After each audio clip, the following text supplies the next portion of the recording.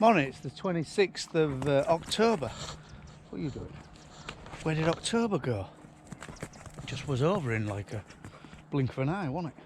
But anyway, it's a beautiful morning, but very cold. And I've just heard it was absolutely deadly silent. It's about 8:15. And if you hear it distance, Chris and Harry's gang must be local, because I've just heard one of their choppers fired up, and I'm afraid I missed it, but they did ours yesterday. They did the 2 fields away, and they did the 23 acre what was here, and to be fair, a bit disappointed. I rode on with Jack for a bit, and it was all right, but yeah, not like we usually grow. And the ones away from farm were not so good at all. Harry the heron flying in for a feed on my pond. He comes and gets a minnow or two.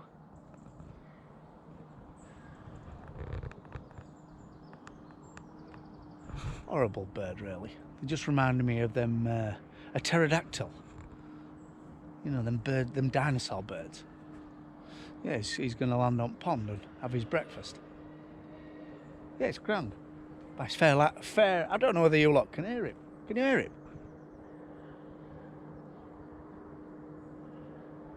It's a 990 Class Jaguar. Christ, it's a monster. He seriously put some stuff through that. I mean, it's effortless to fill a trailer. I mean, I would say he fills a trailer in 4 or 5 minutes. Maybe not even that. Right, we'll go get some jobs done. A lot of feeding up to do this morning, and then Phil's off ploughing. And don't want to be too late. And clocks go back.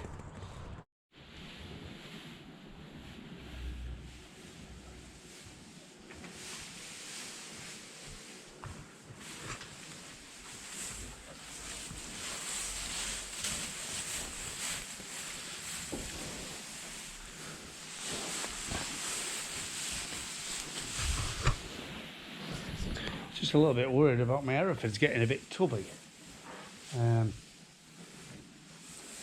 some decisions to be made. Where are we sending them? I don't know. There's a couple of abattoirs local what we need to speak to, or shove them into York Livestock Centre, which I don't think they'll do very well. I really don't. But right, we'll go let cows up now.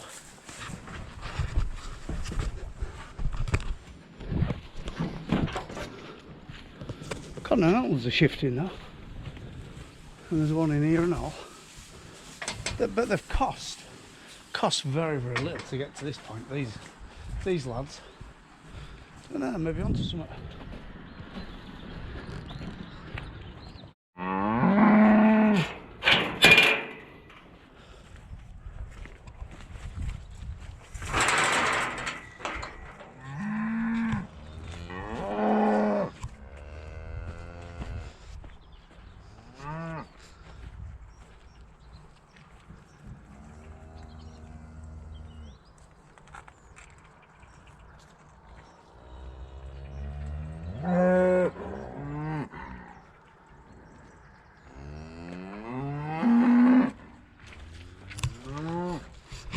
This lady there, Lacey, she's always first to anything. If you go in with food or whatever, she's just like a teaser, like a teaser top. She'll follow a bag right to your back. We fastened them in bottom field so we can fodder all up at the in the top field without these lot bloody nudging in and trying to get in yards, and cattle trying to get from one batch to another and one thing or another. But they're in real good order. They've lost a bit of ground because they're into a lot of grass. There's enough to sort of keep them, but we're giving them oat straw as well. But we don't want them too fat because they're starting to get heavyish in calf. You know, you get another 8 weeks, some of them will be sort of getting there. Little calf's doing fantastic. He went downhill a little bit. I don't know whether he got... Well, he got bad guts. He shit through Ivor Needle for a week or two anyway. We gave him some injections and it brought him right. And yeah, he's in nice order, really. Oh no, that ain't Little One. Where is Little One? That is here. I was going to say, He's bloody grown. Here, little one. He's here, look. Or she's here. And these are the 3 calves I bought in this time. Cows and calves. We've had problems with this back and with big horns. We've got problems with you. This bugger's lame now. We've had a lot of cows lame this time. And she suffered bad with big horns. And number 15's suffering now. Don't know whether it's wet going or what, but even when it was dry we suffered. So this is my favourite cow, and she prolapsed last year. Come on, number 15. So but she brought a beautiful calf up. In fact, probably one at best in batch. So let's hope she doesn't have any complications this time. Can't really tell you why she's my favourite, but she's just a nice looking thing, nice shaped thing. I mean, she ain't real friendly, but she's just the perfect cow, I think. Hell of a bag on her and all when she's feeding a calf.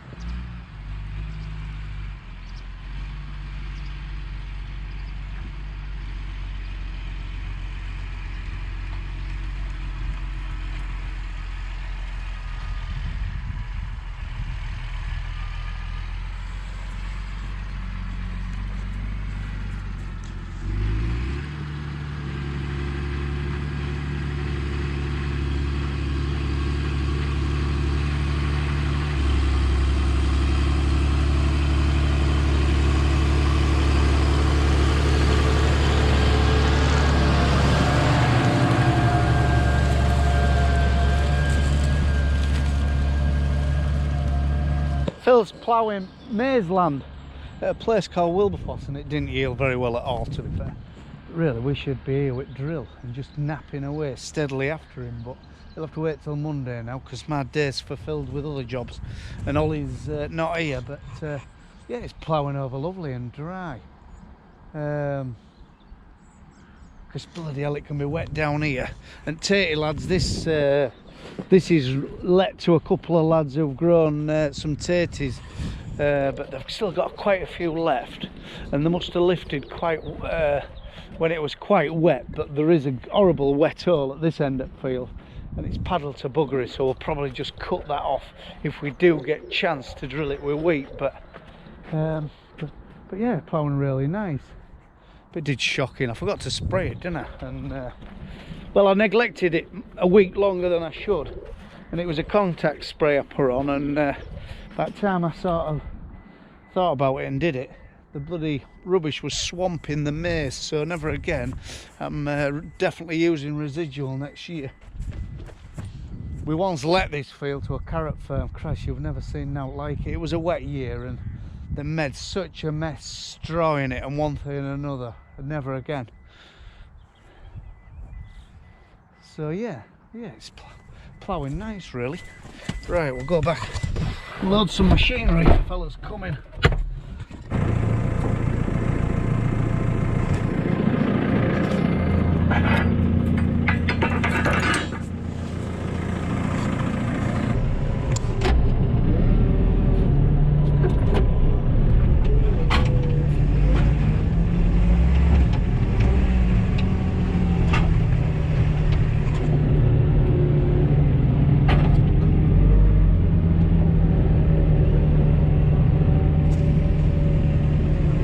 JF Still's disappearing today. Lad's just rung me. He's on his way with a low loader and tractor and trailer. A tractor and trailer low loader. We've got to shove it up onto it. So yeah, we made it. It's just a simple piece of channel, and we use it all the time for moving stuff about. But this is heavy, is this feeder?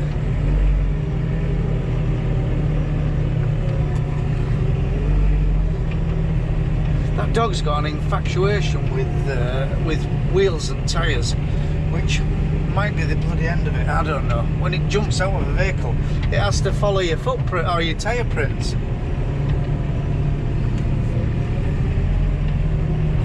I've seen it before, these bloody sheepdogs, what are tyre biters, and I don't know. In my opinion, I think it's going to end badly. We just can't drum it out of them. If I stop now, you watch. If I stop now, watch. Oh, she's gone. She bloody knows. Look, she's disappeared in your tyre prints around corner. What's all that about? Tell me. I forget the dog whisperer. Hey, she's back now. Dog's behaving badly. Get that fella down in his suit, in his Discovery. So she can stop. Do out with this bloody thing. If the dog was a human, he'd have a tag on and an Asbo.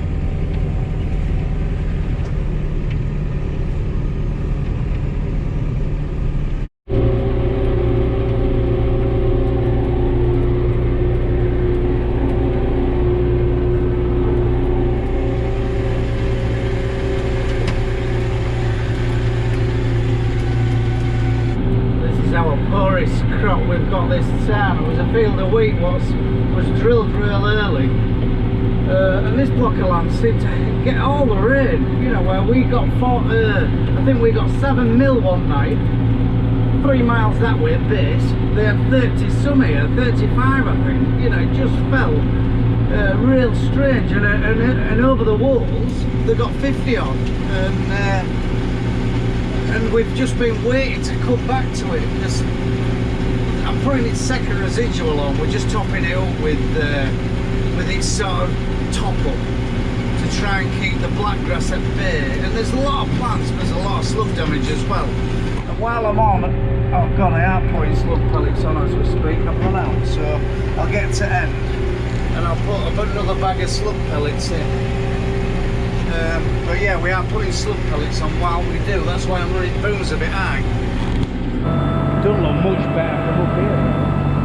Putting a bag of slug pellets in, and there's a lot of thin patches. There is actually a little bit to come through, but on the plateau of the hill it's terribly wet. Down these headlands it's terribly wet. Look at my wheelings, you know. But the trouble is, if I don't do this, I'm going to get nothing. You know, slugs are going to just take what's left. I should have been here a week ago, but I mean, it might tiller at spring. We'll see. We'll live in hope, eh? Yeah, I just put that. This is what we put our slug pellets on with. It's a Technique distributor hydraulic fan driven by tractor hydraulics, and then it's got an electric feed there which you can speed up from control box in cab. And then it's got 2 like normal little slug pelleters, distributors, one there and one there. And we take that part off it off. We take the distributors and the pipe off it, unless we put in top dressing cover crops or clovering grasses or slug pellets. We take them off because they just dangle about under its weight. But that stays on all the time. York sale special. I think it was about 500 quid. We rigged it up and it's bloody marvellous thing. In fact, I'd recommend anybody buying one of them. Technique. They're still make them. This is a very new thing, but you can get all bits, and you can alter the flow in the cab, the speed of the rotor in the bottom. It's a bloody good tool, but we are making a mess. But needs must. The next door, that's an SF5 mix. Terribly wet on there. We've had half crops for years and years, and under the protest of my dad, because he doesn't think there'll be money to pay us. It's the best bloody decision we've made. I mean, there ain't going to be much on this headland, is there? You know, that ain't going to turn much profit. Well, that, you know, we're guaranteed he can do what he wants now. We've done our bit. The seed's there for the birds, and we'll just wait for the check. Why not while it's there? You non-farming type might think, look, yeah, you get paid for now. Well, let your food go up, because your food would have to go up if we didn't get helped along a little bit. Or we'd go bankrupt. I've just had a dig with my knife, and there is quite a bit of wheat to come through, so I'm maybe panicking over now, but there's quite a bit of slug activity. God, it's wet as this field. Look, springs appeared there, and it'll run all winter down that hill. I don't really understand how these springs work. Someone did try to explain, but you know, where does that water come from? You'd think, you know, how does water come uphill?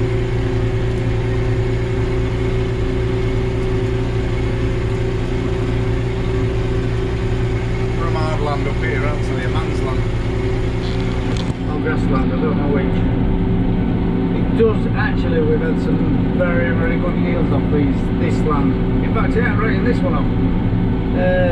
You know, it could massively tiller and show a bit more this back end. Look, I'm bogging to arseholes again, look. Just floundering about and digging trench about a foot deep, and then up onto the top again where it's dry. There'll be a spring hole there.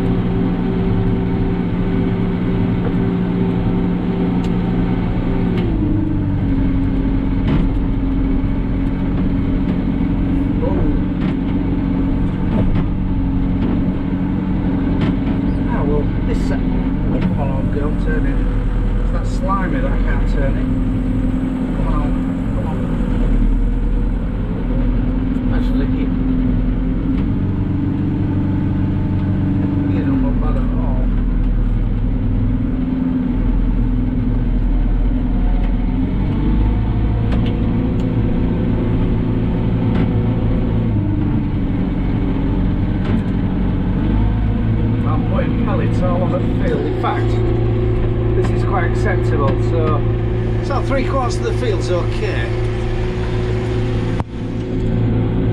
3/5 of the field is okay. A fifth of it is nearly a write-off, and a fifth of it is fairly thick. We'll leave it at that. That makes it such a funny mess. Anyway, hey ho. I don't have to come in here now till spring.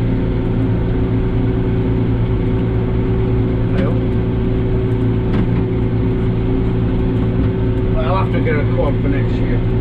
Our quad blew up. Our Polaris has been out in trouble. It just wants to be away. Anybody want to buy it? Give us a shout. 17th plate Polaris. Just won't start now. In fact, I'm sick of paying Frank to look at it. Anybody want one? 17 plate, and for what? Oh, you bitch. Look, I'm up down now.